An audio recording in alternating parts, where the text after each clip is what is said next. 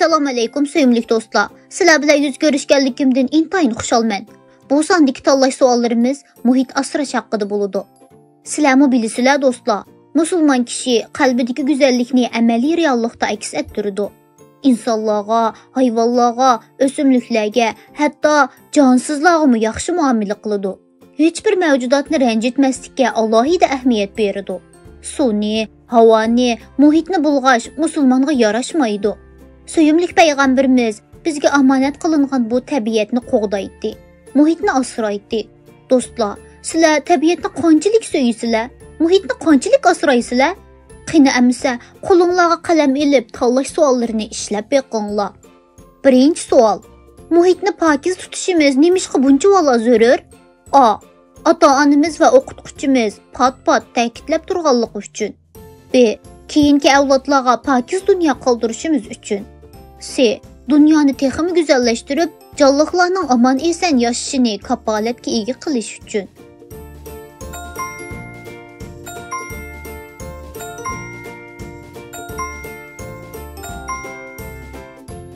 İkinci savol. Yo'lda ketayotganingizda suv elib ichsangiz, suv qutisini qanday betaraf qilasiz? A. Agar atrofda axlat sanduqi bo'lmasa, udulkaga yagi etib etaman. B. Qo'limdan tushib ketganini qilib qutulaman. C. Axlat sanduqi topganga qadar qutini ko'tarib yuraman, muhitni qat'iy bulg'amayman.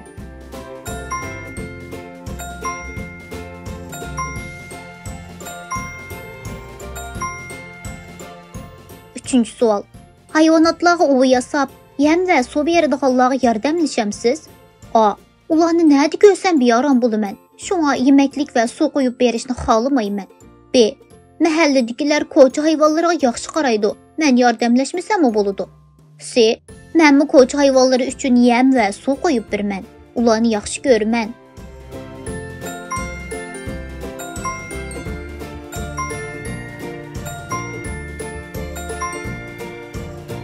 To'rtinchi savol.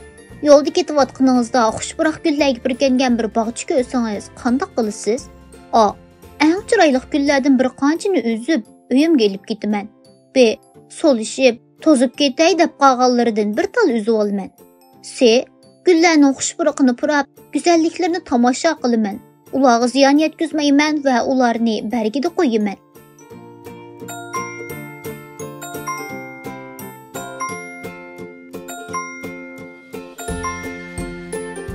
Beşinci savol. Dolu saylisiga chiqib qaytganingizda muhitni qanday holatda qoldirib ketasiz? A. Nima qilgan bilan bu yerga boshqalar hamini axlat tashlab yana bulg'aydi deb o'ylayman, o'zimni upuratmayman. B. Narsa keraklarimni va axlatlarni yig'aman, boshqasi bilan korim bo'lmaydi. C. Barliq axlatlarni yig'ib, atrofni pokiz qoldirib ketaman.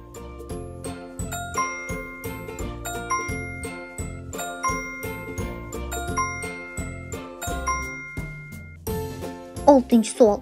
Dengizlarning va yaqin sularning bulg'anmasligi uchun sizcha qanday chora-tadbirlar qo'llanilishi kerak? A.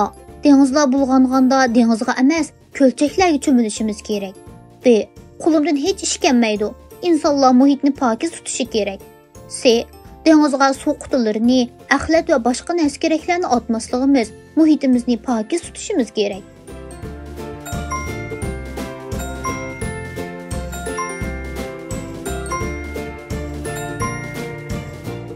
Yettinchi savol. Hozirgacha biror ko'chat tikib baqdingizmi yoki tikishni o'ylashib baqdingizmi? A. Yo'q, buni qilcha o'ylab baqmabdiman. B. Ko'chat tikishni o'yladim, biroq tikib baqmadim. C. Bundan burunmi ko'chat tikdim va yana tikishni xohlayman.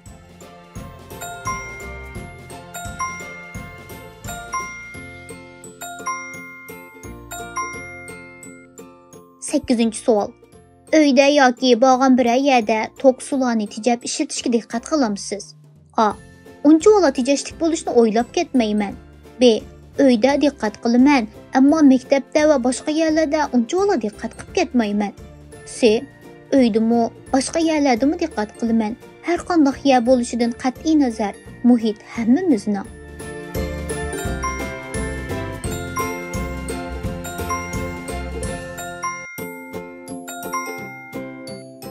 9. savol. Ko'p ishlatmagan aynak, Yaltıroq qog'oz degandek narsa keraklarni qandoq betaraf qilasiz? A. Hech narsani tashlab etmayman. Balki kunlarning birida lozim bo'lib qolishi mumkin. B. Axlatga tashlab etaman. C. Har birini ayirib yig'vali sanduqqa tashlayman.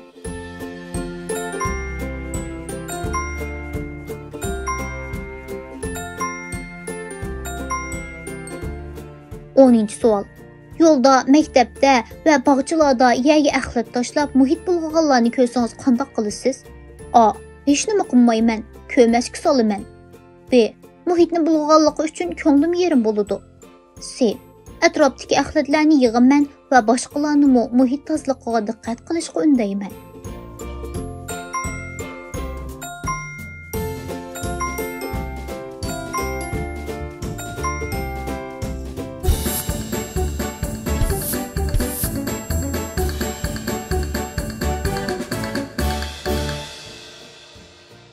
Muhit asrash haqidagi savollar mushuning bilan tugadi. Endi javoblarni tekshirib boqaylik. A javobni ko'p tanlagan bo'lsangiz, suyumli qayrindishim, muhit tozaligiga diqqat qilish hammamizning majburiyati. Har qanday joyni uyimizga o'xshash ko'rishimiz kerak. Shuni unutmaylikki, bu dunyo bizga omonat qilingan. Uni qancha go'zal tutsak, shuncha go'zal ham pokiz bir dunyoda yashaymiz. Biz sabab bo'lgan har qanday isrofchilik va bulg'unish o'zimizga ziyonli.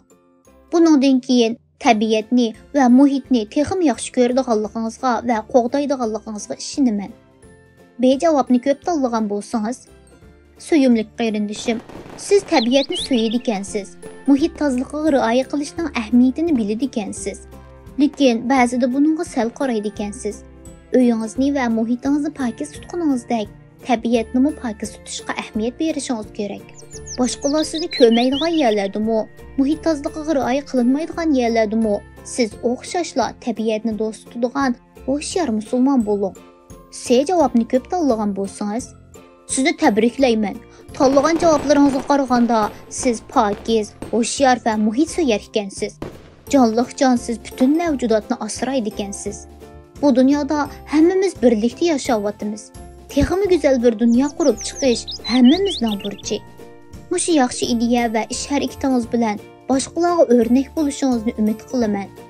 Buningdan keyin dunyoni va tabiatni texmi go'zallashtirish uchun tirishadiganligingizga ishonaman.